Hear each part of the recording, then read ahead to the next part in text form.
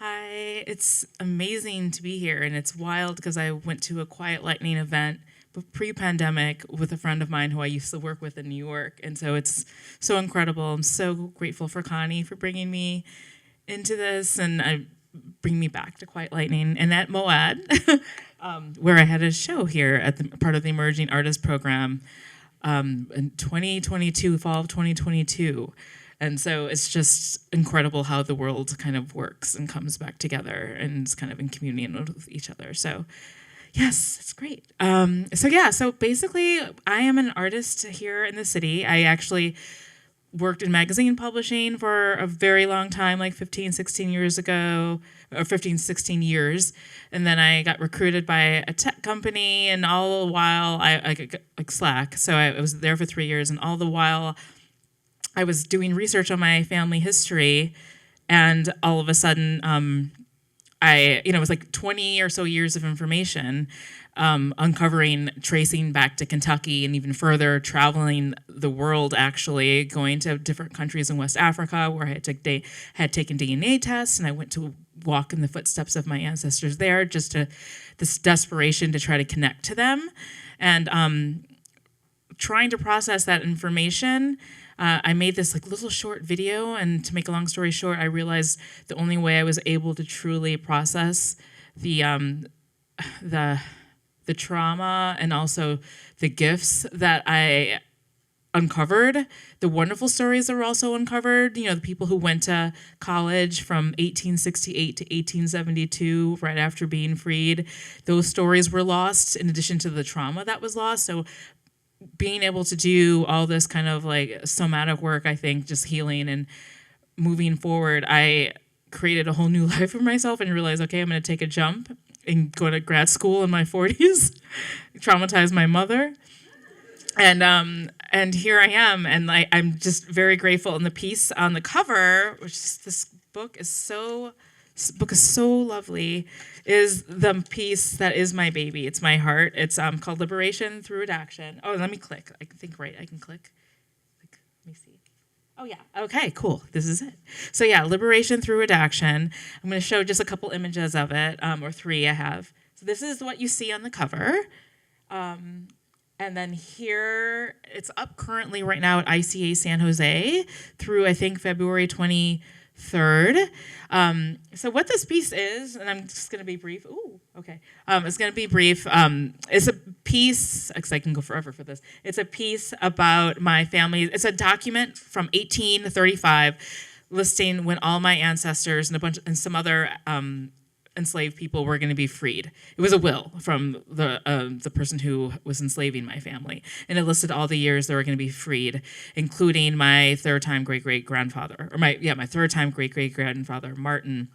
And so I remember I was in grad school, and I'm not even going to go into all that. Basically, I made the paper, which is to recreate this document, because I was trying to process this. So I was how do I reclaim this story of my ancestors?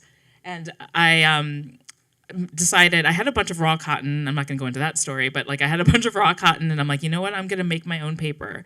And I made my own paper out of that raw cotton. It's from a Black-owned farm. So I heard about this Black-owned farm in North Carolina, and I'm like, what? They are doing all this? So I bought a 10-pound bag.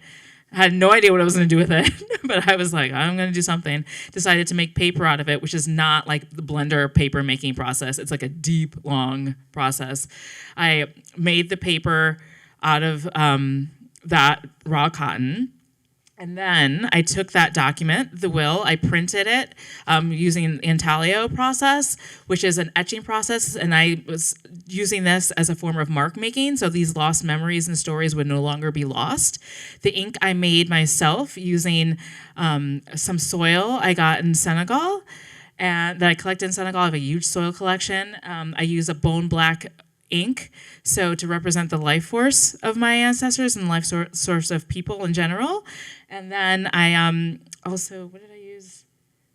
I think that's it. And then the thread is a sisal that's actually from Zimbabwe, which is not West African or anything to do with my ancestry, but it was the only kind of thread I could find from an African country, and I loved that kind of thread or that kind of fiber, because I love the fact that it was tearing and it was kind of representing that struggle as I was doing this embroidered back stitch.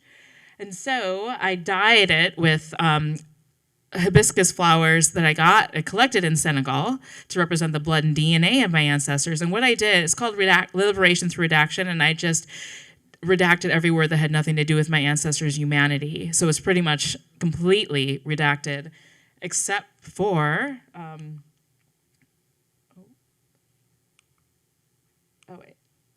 okay. I think, it's okay. This is the fine. We can stop here. We can use this slide. Everything is redacted except for, so you can only see like a few words, like for my third times great-grandfather, the man Martin Free. So all the enslaved people listed on this document, Charlotte, the woman Charlotte Free. And so it's just about reclaiming that narrative. And I'm like, that's what my work is about. And it was about, I realized at one point that I was only able to process this information visually. It was easier for me rather than be able to talk about it, because there's some words you just can't, there's some things you just can't say. You can only express, I feel I could only express truly visually. So that's this piece. And just to wrap up, what this is at ICU San Jose, it's on a pedestal made of soil from my family's property in Central California. We own about 5 acres. And to make a long story short, it's about my family's migration west. And both sides of my family, my mom's family came here originally in 1906, but I grew up in Chicago. Half of them came out here, half of them stayed in Chicago, and some of them would go back and forth.